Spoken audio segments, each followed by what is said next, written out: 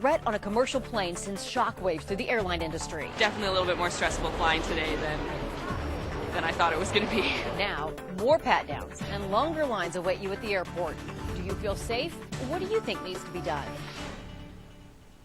We are learning more about the Christmas Day attempted terror attack on board a Northwest flight traveling from Amsterdam to Detroit.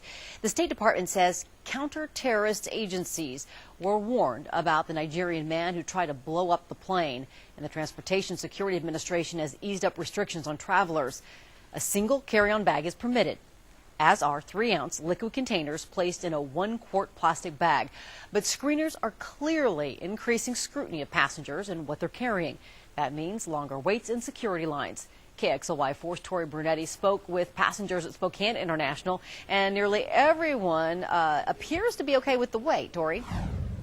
Yeah, passengers here are on alert, and they say they're prepared to make whatever changes they need to, but they're also frustrated and a little confused because they can't seem to get any clear-cut answers as to what changes they need to make. On the outside, it appears it's business as usual at Spokane International Airport. But in the wake of Friday's attempted terrorist attack, people are prepared for security changes. We're winging it. We're winging it, yeah. Ryan and Erica Lewis are going to the Bahamas. They have a long day of traveling ahead of them. And then we fly Salt Lake to Atlanta and then Atlanta Nassau. But these newlyweds have done their research. At least they tried. You know, they didn't say a whole lot about what to expect, kind of, so I'm just expecting it to take longer. Well, and my dad had even said, look on TSA.gov, and I did, and they had nothing new. Boise-bound Jennifer Sajo had the same experience when she tried to get some answers at the Southwest counter. We did ask about a couple of different things. They said, like yesterday, that you couldn't bring formula onto the plane. Today, who knows?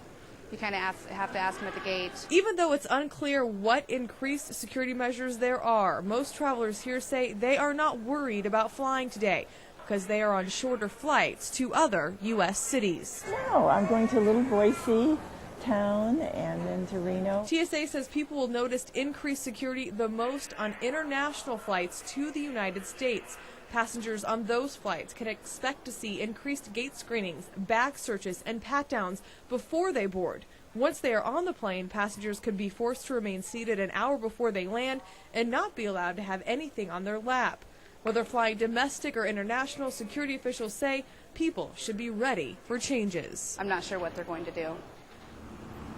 TSA officials also say that passengers should expect to see different things at different airports. There will also be more air marshals on the flights and more passenger screenings. But as far as what you can and cannot take on a plane, so far hasn't changed. Live in Spokane, Tori Brunetti, KXLY4 HD News.